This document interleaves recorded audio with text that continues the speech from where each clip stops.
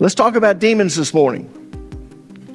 Well, believe it or not, the word demons is not in the Bible. At least it's not in the King James Version. It is in the New American Standard in the NIV, but not in the King James Version. If you have the King James Version, you'll find terms like unclean spirit, evil spirit, devil, seducing spirit, foul spirit, and familiar spirit. You know, people wonder all the time, why in the world do you use different translations? Because I go to the original. And I find the translation that I feel like is closest to the original. And I'll be honest with you, the King James Version should have many times used the word demons, but they didn't. So the NIV and the New American Standard, they come along and they use the word demons. But in the King James Version, you don't find that. You find unclean spirit, evil spirit, devils, seducing spirit, foul spirit, familiar spirit. And all of these terms are referring to what we would call demons. But what are demons? Does anyone know? Well, there are three theories as to what demons are. The first theory is that demons are fallen angels. The second theory is that demons are the disembodied spirits of a pre-Adamic race. If you remember, there are those who believe that the creation story in Genesis chapter 1 is actually a recreation story. They believe in what is known as the gap theory. Now, I don't have time to go into that, but if you are interested in that, you can go online and you can look at my series on Genesis. I think it's the third sermon in the book of Genesis, and I go into the gap theory. All right? The third theory is that demons are the disembodied spirits of the Nephilim that were killed during the flood. Now, which one of these three theories is right? Well, the first theory is certainly the most popular. If you were to take a survey, most people would say that demons are fallen angels. In fact, let's do that. How many of you believe that demons are fallen angels? All right. How many of you believe that demons are fallen angels, but you won't raise your hand because you don't want to be wrong? Or at least have people know. All right. How many of you would never raise your hands no matter what I said? All right. All right. You're wrong. You just raised your hand. But anyways, let's do that. How many of you believe that demons are fallen angels? Yeah, go ahead. How many of you, well, I'll stop right there. This just goes to show that the majority of people believe that demons are fallen angels. But people, that contradicts what the scriptures say. You see, Jesus taught that demons are disembodied spirits. Turn with me, if you would, to the book of Matthew, chapter 12, verses 43 through 45. And I'm going to show you what I'm talking about. Here's what Jesus taught about demons. When an evil spirit, a demon, comes out of a man. So, in other words, a man was possessed by a demon. When that demon comes out of the man, it goes through arid places seeking rest, and it does not find it. Then it says, I will return to the house I left. In other words, the body, the person. When it arrives, it finds the house unoccupied. In other words, the body. So I want you to notice that it's using this word house and body synonymously. It says it finds the house unoccupied, swept clean, and put in order. Then it goes and takes with it 7 other spirits more wicked than itself, and they go in and live there. And the final condition of that man is worse than the first. Now I want you to notice when an evil spirit comes out of a man, it's homeless. You see, demons want to use people's bodies as a home. Why? Because they don't have a body. They are disembodied spirits. You see, your spirit right now has a body. It has a home. Turn to 2 Corinthians chapter 5, verses 1 through 3, and I'll show you what I'm talking about. Notice what Paul says. For we know that when this earthly tent we live in is taken down, that is, when we die and leave this earthly body. Now, already here, he's likening our body to an earthly tent or a house, all right? But when we die, it's taken down. In other words, the body goes in the grave and it begins to corrupt. Let's keep going. Then he goes further.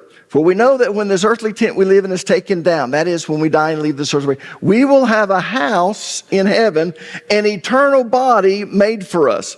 In other words, we're going to have a body for our soul and spirit. In fact, Paul goes further in this, and we'll see this in just a minute, because one of Christians' first worries was when a person dies and their spirit and soul goes to be with the Lord, are they disembodied spirits? Because until your body is resurrected, does your soul and spirit have a home? Does it have a body? Well, let's keep reading, all right? We will have a house in heaven, an eternal body made for us by God himself and not by humans. We grow weary in our present bodies, and we long to put on our heavenly bodies like new clothing. For we will put on heavenly bodies. We will not be spirits without bodies.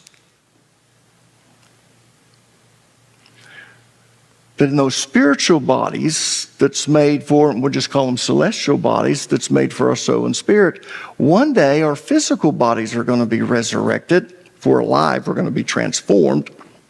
But if you die before it, your body is going to be transformed, and you're going to be reunited to your soul and spirit, and you're going to have a physical body again. Yeah. But Paul wants you to know that if you die before the resurrection, you're not going to be without a home. We will not be spirits without bodies. Everyone with me? Did you catch that? Your physical body now is actually a home for your spirit. But demons don't have a home. In other words, they don't have a body. That's what Jesus was telling us. That's why demons seek to possess people. They need a home, a body to live in. But my point is this. According to Jesus, demons are disembodied spirits, which means that demons are not and cannot be fallen angels. Why? In other words, how do I know that? Well, I know that because angels are not disembodied spirits. Angels have a celestial body, but they can also manifest themselves at times in a terrestrial body. Let's just use a good angel. How many of you remember when Gabriel came to announce the birth of Jesus to Mary? She's going to be the chosen vessel. He comes. He's an angel. He has a celestial body. But he transmogrifies and has a physical body, and she can physically see him. Yeah. How many of you remember the two angels? They came to Abraham. Of course, the Lord came to Abraham and said, I'm going to wipe out Sodom. Oh, but Lot's there. So he starts pleading for them. Well, if you remember, to go check it out, two angels go. The wicked men of Sodom, they want to have sex with them. They recognize those angels and think they're men. The Bible says many of you have entertained angels unaware. Why? Because they have celestial bodies, but they can manifest themselves in a terrestrial body, an earthly body. Does that make sense? All right. Now, some of you got confused last week when I said that some of the fallen angels didn't stay where they were supposed to, and they inhabited a physical body in order to have sex with the daughters of men. Well, what it was my choice of words confused many of you, because I said that what they did was they possessed a human body. And I didn't mean that they possessed it like a demon. You know, I possess a car. I possess a house. What I'm saying is I have that. What I was trying to say at that time, but I used a poor choice of words. When you're a public speaker, sometimes you do that. And I said that they possessed a body, and people said, well, if the fallen angels possessed a person, how in the world would they have that type of thing? And why would it be a hybrid race they created? No. Angels have celestial bodies, but they can transmogrify. Does everyone know what that word means? All right. Transmogrification, it's the ability to morph or transform. In this case, from a celestial body to a terrestrial body. So all I was saying was these fallen angels came and they left their natural habitation. They come and they transmogrify from a celestial body to a terrestrial body. They have sex with these women. And they produce this hybrid race of people. Half fallen angel, half human. Everyone with me? All right, I hope you are. So, if demons are disembodied spirits, they can't be fallen angels because angels have bodies. The second theory, that demons are the disembodied spirits of the pre-Adamic race, is pure speculation. We really don't have any scriptures to support it. If you own Dake's Bible, he'll give some scriptures that give you little hints at certain things. This could be a possibility. You know, the earth was void and without form. The prophets say God doesn't create anything with its that's void and without form. You start looking at when Lucifer fell, he made the nations fall or tremble, and you say, wait, that means that there had to have been a race before. Not necessarily. If you understand, sometimes you can say this happened, and the result of that, the butterfly effect, is way down here. Yeah. But we tend to do that sometimes. But I want you to understand there's no supporting evidence to believe that demons are the disembodied spirits of the pre-Adamic race. None. Just a theory. The third theory, that demons are the disembodied spirits of the Nephilim, who were destroyed in the flood, not only has scriptural support, but it was also the accepted view among the Jews at the time of Jesus. Yeah. You see, the Jews believed that when the Nephilim were killed in the flood, their half angel, half human soul or spirit lived on, just like ours does. And that's what demons are. They're disembodied spirits. In fact, the most common Hebrew word for demon at the time of Jesus Christ was Temu Nephil. Temu Nephil. Temu Nephil is a compound word, which simply means that it's made up of more than one word. In this case, it's made up of two words. The first word is Temu, which means one who is dead or buried. The second word is Nephal. Now remember, Nephal is singular for Nephilim. Nephal is singular, Nephilim is plural. Now when you combine these two words, it literally means dead Nephil. So the common word for demons at the time of Christ was dead Nephilim. Yeah. And that's what the Jews believed at the time of Christ. They believed that demons were the disembodied spirits of the Nephilim that were destroyed in the flood. They died physically in the flood, but their spirits lived on. So now they are disembodied spirits. Now, let's go a little bit deeper. Hope you don't mind. Not going too deep, am I? All right. Let's go a little bit deeper and explain why the Jews believed that at the time of Jesus Christ. How many of you have heard of the Book of Enoch? Anyone ever heard of the Book of Enoch? I've got the Book of Enoch right up here. The Book of Enoch was very popular at the time of Christ. It was a book many times that was actually read in the synagogue. In fact, 2 of the New Testament books in the Bible actually refer to the Book of Enoch. The Book of Jude and 2 Peter. And the Book of Enoch specifically states that demons are the disembodied spirits of the Nephilim. In fact, and you can come up here later and do this, but please do not take my book. It's from my library, all right? You can get the Book of Enoch. You can go to chapter 15, and I'm going to start reading verses 8 through 12. I've got it highlighted in orange up here. But anyways, here's what it says. You're going to be able to see it on the screen. And now, the giants, Nephilim, who are produced from the spirits and flesh. When it says spirits, it just means celestial bodies, these angels and flesh, half angel, half human, shall be called evil spirits upon the earth, and on the earth shall be their dwelling. Evil spirits have proceeded from their bodies, because they are born from men, humans, and from the holy watchers, angels. That is their beginning and their primal origin. So it's actually interpreting at the time of Christ why Jude and 2 Peter actually quotes from it. Everyone with me? It's interpreting Genesis 6 that the sons of God are fallen angels.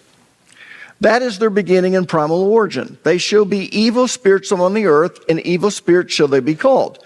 As for the spirits of heaven, and heaven shall be their dwelling. In other words, all right, there's angels, and their dwelling is where? heaven, another dimension. Everyone with me? Celestial bodies. But as for the spirits of the earth, which were born upon the earth shall be their dwelling.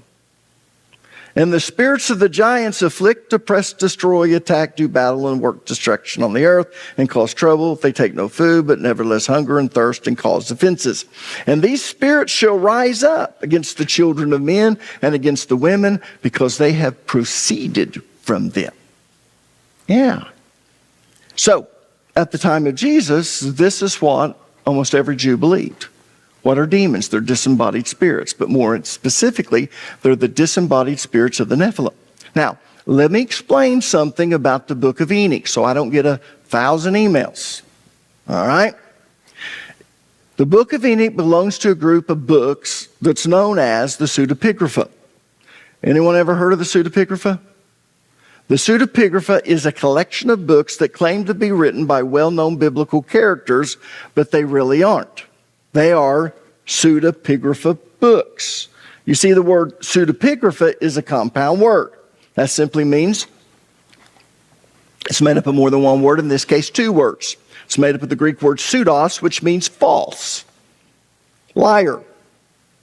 And the Greek word epigraphe, which means to ascribe. When you combine these two words, it literally means to falsely ascribe, or in other words, to falsely attribute to someone. So the Pseudepigrapha is a collection of books that are falsely attributed to well-known Bible characters. In other words, they say, this well-known Bible character wrote it. Enoch wrote this.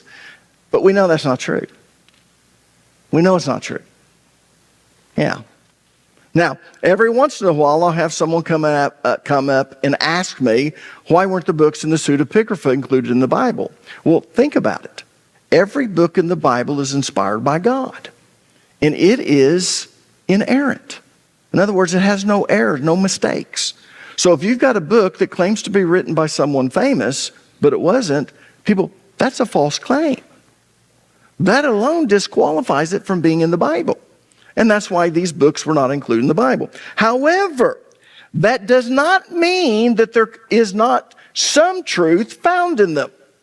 As an example, see if I can do this without spilling my water. This is a history book. Actually, this is the Christian history of the Constitution. So if you want to know the history of the Constitution from a Christian perspective, this is a history book. But it is not inspired by God. That means it's not inerrant.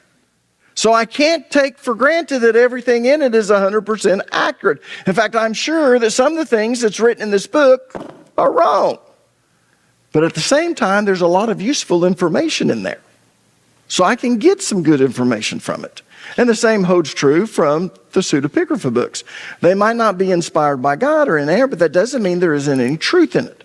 And there must be some truth in the Book of Enoch, because two books in the Bible actually quote, don't just refer to it, quote from the Book of Enoch. Yeah, 2 Peter and Jude. Does that make sense?